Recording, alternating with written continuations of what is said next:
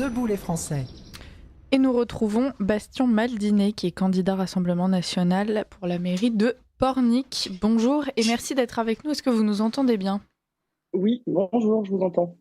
Alors, on vous a invité puisque récemment sur le réseau social X, nous avons vu passer, et les auditeurs peut-être l'ont également vu, votre indignation puisque donc les campagnes municipales se lancent petit à petit et vous avez tenté d'ouvrir votre compte de campagne, ce que chaque candidat doit faire dans ce genre de moment, et vous avez essuyé un refus de la Société Générale. Alors, je simplifie énormément les choses puisque Bastien Maldinet, je préfère vous laisser expliquer précisément la façon dont les choses se sont déroulées.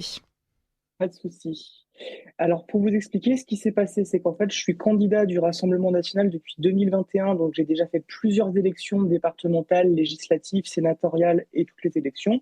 Et en fait, si vous voulez, à chaque fois que vous voulez ouvrir un compte de campagne, comme vous l'avez dit, le candidat doit avoir un compte de campagne. Et généralement, les banques, quand vous leur demandez d'ouvrir un compte de campagne comme ça, elles vous essuient des refus vous expliquant qu'elles ne peuvent pas ouvrir le compte, etc. Donc, en fait, depuis 2021, je passe par la Banque de France. Et en fait, j'utilise dans le droit qui s'appelle le droit au compte. C'est que j'écris à la Banque de France pour expliquer qu'un établissement bancaire m'a refusé l'ouverture de compte et elles m'en désignent un qui n'est pas forcément l'établissement qui m'a refusé le compte. Pour vous donner un exemple, sur mes 3 dernières candidatures, j'ai travaillé avec la BNP Paribas et la dernière a été le Crédit Agricole, mais elles ont pas, c'est pas moi qui les ai désignées, c'est la Banque de France. Et là, cette année, pour les municipales, excusez-moi, c'est la Société Générale qui a été désignée en date du 23 septembre. Et en fait, depuis le 23 septembre, je n'ai aucun retour de la Société Générale. Je me suis rendu en agence, on m'explique qu'il faut faire attention parce que je suis considéré comme PPE ou autre. Bon, alors pas du tout. Déjà, pour être PPE, faut avoir un mandat électif. Alors, Et en PPE, fait, peut-être que vous pourriez préciser. c'est dans les lois de transparence de la vie politique, c'est les personnes politiquement exposées et ça fonctionne que pour les députés européens, députés, présidents ou autres. Et du coup, c'est absolument pas ça. Et depuis, en fait, la Société Générale ne me répond pas. Et ce qui est plus étrange, c'est que la Banque de France a appelé ma mandatrice vendredi dernier à 20h pour lui expliquer que catégoriquement, la Société Générale ne voulait pas travailler avec nous.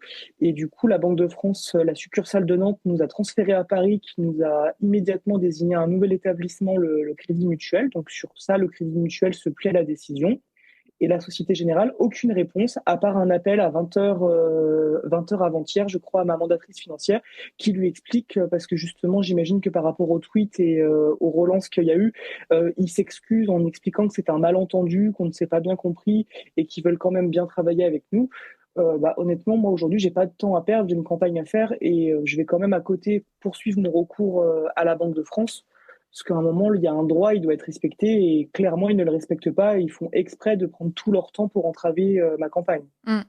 Alors, si jamais, effectivement, la Société Générale s'en sort, le message qui est envoyé aux autres banques est assez dangereux, puisque finalement, ça veut dire, regardez, quand bien même on nous impose l'ouverture d'un compte, puisque c'est ce qui est prévu par la loi, si on choisit, nous, de ne pas le faire, eh bien, en fait, les conséquences sont nulles. On sera juste... Enfin, voilà, le dossier sera juste transféré à une autre banque. On pourrait se retrouver dans la situation où toutes les banques choisissent d'un coup que finalement elles peuvent se libérer de ce droit-là impunément. Mais je suis entièrement d'accord et c'est pour ça que le combat, je le fais. Le combat, je le fais pas contre la Société Générale. Je le fais contre le droit actuel aujourd'hui. C'est juste une application du droit d'envoyer une demande à la Banque de France qui fait un droit au compte. Aujourd'hui, bon, bah, la Société Générale n'a pas voulu respecter cette loi. Ça aurait été le Crédit Mutuel ou le LCL, j'aurais fait pareil. Mais aujourd'hui, on est dans un problème. C'est que quand on regarde ce que M. Macron disait en 2017, il nous prévoyait la banque de la démocratie. 8 ans plus tard et 8 ans de macronisme plus tard, il n'y a toujours rien. Et aujourd'hui, je suis désolé, mais en tant que candidat, qu'on soit de la droite, de la gauche ou de ce que vous voulez, on n'a pas de temps à perdre pour ouvrir un compte. Aujourd'hui, enfin, vous voyez bien que depuis le 23 septembre, on est bientôt rendu à 3 semaines. C'est 3 semaines de perdu parce que vu que mon mandataire financier a été déclaré fin septembre, aujourd'hui, je peux engager aucune dépense à titre personnel parce que sinon, l'autorité qui contrôle les comptes de campagne, la CNCCFP, va nous faire une misère pour expliquer et nous demander de justifier les dépenses. Et aujourd'hui, il y a un droit, il faut qu'il soit appliqué, il faut que ça soit simplifié afin que les candidats ne passent pas tout leur temps à ouvrir un compte de campagne. Mm.